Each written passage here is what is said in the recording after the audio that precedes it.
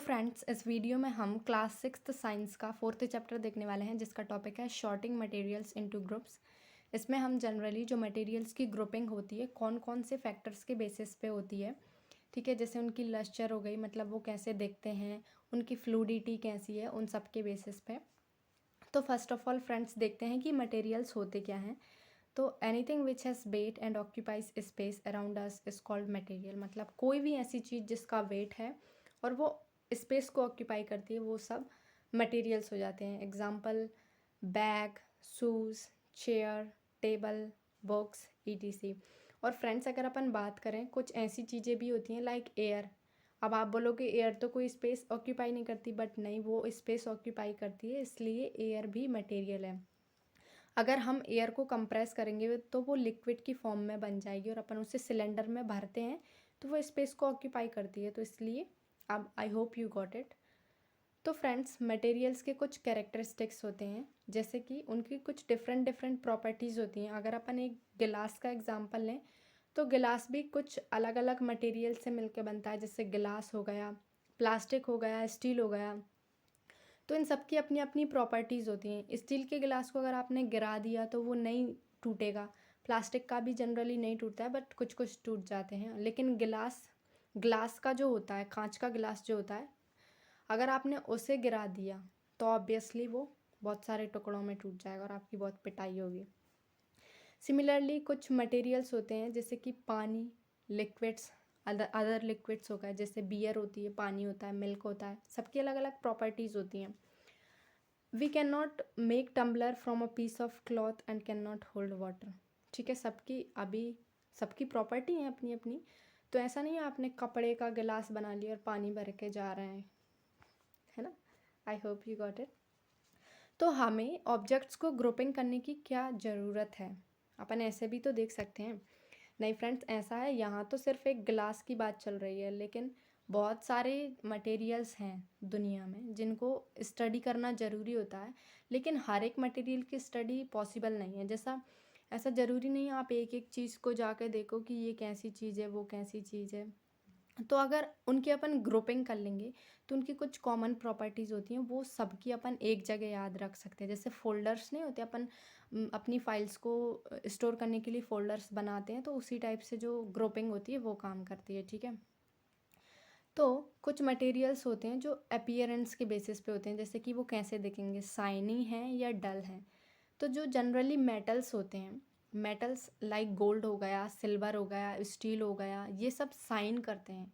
अपन को इनकी सरफेस देख के पता चल जाता है कि ये मेटल हैं। और जो नॉन मेटल्स होते हैं फ्रेंड्स, जैसे चॉक होती है, वो शाइन नहीं करती है, उसकी थोड़ी रफ सरफेस होती है, ठीक है। तो अपीयरेंस से अपन को पता चल जाता है, उनका सॉफ्ट और जेंटल ग्लो होता है मेटल्स का, ठीक है। अगर अपन बात करें हार्डनेस और सॉफ्टनेस के ऊपर भी, मतलब जो मटेरियल्स हैं उनकी ग्रुपिंग है। जैसे कि कुछ मेटल्स होते हैं, सॉरी मेटल्स नहीं, कुछ मटेरियल्स होते हैं जो बहुत ज़्यादा सॉफ्ट होते हैं।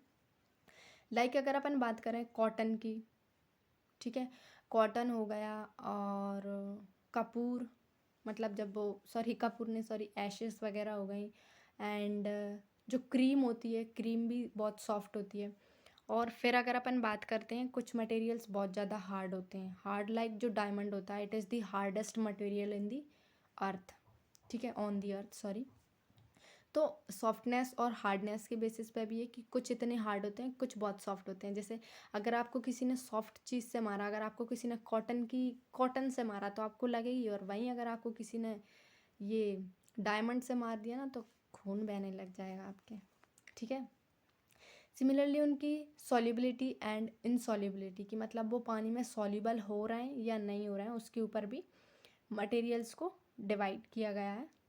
सॉल्युबल ऐसे होते हैं जो कम्प्लीटली डिज़ोल्व हो जाते हैं पानी में, जैसे कि नमक हो गया, शक्कर हो गई। इनसॉल्युबल ऐसे होते हैं जो डिज़ोल्व भी नहीं होते, जैसे कि अगर आपने चॉक का पाउडर अगर आपने पानी में घोला तो वो नीचे जम जाएगा और अपन को खूब अच्छे से दिख जाता है कि हाँ वो चॉक का पाउडर पड़ा है पानी में, वो घुलता नहीं है अच्छे से। तो वो सब होते हैं। सिमिलरली अगर अपन बात करें तो कुछ ऑब्जेक्ट्स ऐसे होते हैं जो पानी के ऊपर तैरते हैं और कुछ ऐसे होते हैं जो डूब जाते हैं। तो फ्रेंड्स जनरली बेसिकली ये डेंसिटी के ऊपर डिपेंड करता है। जिस ऑब्जेक्ट की डेंसिटी पानी से कम होगी वो फ्लोट करेगा ऊपर, मतलब तैरेगा, और जिसकी डेंसिटी पानी से ज़्यादा हो जाएगी वो सिंक कर जाएगा। जनरली जो मेटल्स होते हैं वो पानी में डूब जाते हैं, नॉन मेटल्स भी डूब जाते हैं ऑब्वियसली। जो चीज़ भारी होगी वो डूब जाएगी। जैसे अगर आपने पानी का बैलून लिया और उसको, पानी का बैलून नहीं सॉरी, बैलून लिया और उसे पानी के ऊपर तैराया तो वो नहीं डूबेगा। वहीं अगर आपने लोहे की कुछ वो ले ली, रॉड ले ली मान लो, और अगर आपने उसे पानी में फेंक दी तो वो डूब जाएगी ऑब्वियसली। तो ये होते हैं कुछ, इनके बेसिस पे भी होता है। सिमिलरली कुछ ऑब्जेक्ट्स होते हैं जो ट्रांसपेरेंसी के ऊपर होते हैं, जैसे कि कुछ ट्रांसपेरेंट होते हैं, कुछ ट्रांसलूसेंट होते हैं, कुछ ओपेक होते हैं। अब ट्रांसपेरेंट का एग्जांपल लें फ्रेंड्स, तो जो ग्लास की विंडोज़ होती हैं उनमें अपन आर पार देख सकते हैं, ठीक है। तो वो ट्रांसपेरेंट हो जाएंगे क्योंकि उनमें एक साइड से दूसरी साइड कंप्लीटली दिख रहा है, जो सनलाइट है वो कंप्लीट पास हो रही है, ठीक है। तो उन्हें अपन बोलते हैं ट्रांसपेरेंट। और ट्रांसलूसेंट ऐसे होते हैं जिनमें मतलब में अपन को थोड़ी बहुत लाइट पास होती है, इसकी वजह से थोड़ा बहुत दिखता है, मतलब अपन देख सकते हैं कि हाँ उस साइड कुछ है, बट एकदम क्लियर नहीं देख सकते कि यस हाँ वही चीज़ है, मतलब थोड़ा बहुत अंदाज़ा लग जाता है ट्रांसलूसेंट से। अगर अपन एग्जाम्पल लें ट्रांसलूसेंट का, तो बटर पेपर हो गया, वो ट्रांसलूसेंट होता है।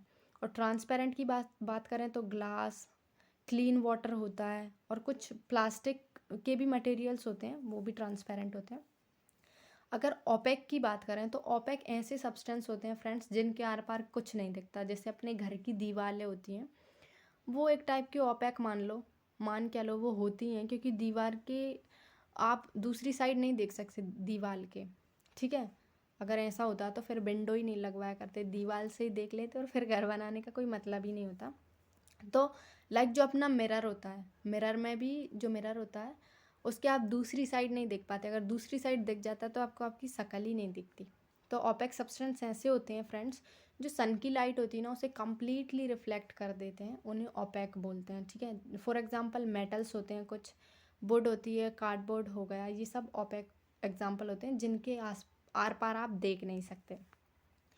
So friends, with this we have come to an end of this chapter. See you soon in the next video. If you like this video or rather you hate it, just comment below, and thank you for watching.